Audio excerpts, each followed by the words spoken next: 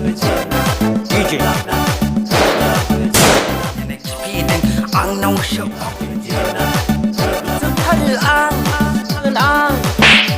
खुलुमबाय लोगोफोर दिनै नोंथांमोननि गेजेराव आं मोनसे आलादा खौरां लानानै फैदों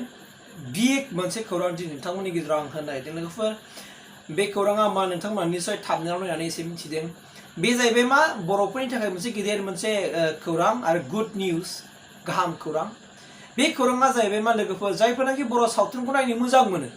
जायफोरनाखि बर' सावथुनखौ अनसायो जाय बर' सावथुनखौ नायनो मोजां मोनो बिथांमोननि थाखाय बे मोनसे गिदिर आरो गाहाम खौरां बे खौराङा जाहैबाय लोगोफोर आं नोंथांमोननो खिन्थादों जे चिरां जिल्लानि सिङाव थानाय आमथेखा हालामाव जोनोम मोननाय बर' सावथुना जोनोम मोनदों बे बर' सावथुननि मुङा जाहैबाय मा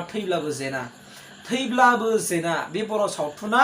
अलरेडि रिलिज जाबाय लोगोफोर जुदि नोंथांमोना बे थैब्लाबो जेना बर' सावथुनखौ जुदि नोंथांमोननि हालामाव रायजो राजा आइ आफा बिदा फंबायमोननो जुदि दिन्थिनो गोसो दङब्ला आरो गोसो गुदुंब्ला आरो गोसो जादोंबा नोंथांमोना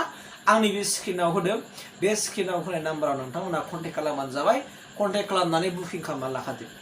मानोना बेवहाय गोबां माखासे डिमान्ड जाबाय बे सिनेमाया स' बेनिखायनो आं नोंसोरो बुंदों बे थैब्लाबो जेना बर' सावथुनखौ जुदि नोंथांमोननि हालामावबो जुदि नोंथांमोना जुदि दिन्थिनो जुदि गोसो दङब्ला रायजो राजा आइ आफामोननो अब्ला नोंथांमोना नैबे आं स्क्रिनाव होनाय नाम्बारावहाय थाब गोख्रैनो कन्टेक्ट खालामनानै बुकिं खालामनानै लाखाबानो जाबाय आरो नोंथांमोननि हालामावहाय रायजो राजाफोरनो गोसो बायदियै दिन्थिफुंनानै होबानो जाबाय स' आं दिनै नोंथांमोननि सायाव बुंनो नागिरदों जे मा बे थैब्लाबो जेना बर' सावथुना सोरनि लिरनाय स्ट'रि एबा सोर प्रडाक्सन खालामनाय सोर डिरेक्सन होनाय होननानै बुङोबा बिथाङा जाहैबाय मा बिरफुं महिलारिनि आखाइजोंनो लिरनाय सोरजिनाय बिथांनि concept story script and direction बिरफुं महिलारि बिथां होनाय माने story script and concept direction होनायजों जोनोम मोननाय जेनाखि थैब्लाबो जेना बे बर' सावथुनाव सोर बर'नि भावगिरिफ्रा एक्टिं खालामदों निसय मिथिनांगौ दं नङा होमबा स' बेहाय बुंगोन आङो बर'नि टप मुंदांखा जेनाखि आर्टिस्ट कमेडि मेन जायखौ होनना बुङो जों दांखोलो दोननानै बुङोबा बर'आव रावबो सिनायि गैया बिथाङाबो बाव दङ आरो लोगोसे मिनिया एक्टर जायखौ जों बयबो सिनायो बे मिनिया एक्टराबो बे सावथुनाव दङ आरो बर'नि जायखौ जों बर'नि सुनिल सुथि होननानै बुङो मिस्टार राजिब कुमार ब्रह्म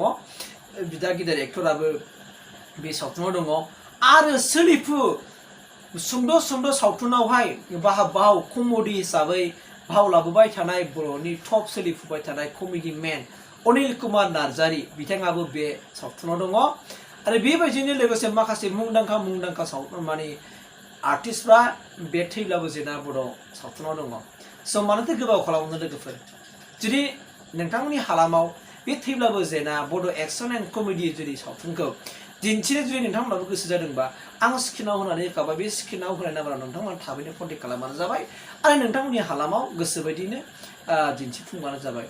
स' दिनै आं बेखिनिखौ नोंथांमोननि गेजेराव लानानै फैदों आरो बेजों लोगोसे जुदि नोंथांमोना जुदि बेफोरबायदिनो गाहाम खौरां माखासे मोजां रादाबफोर जुदि मिथिनो लुगैदोंबोला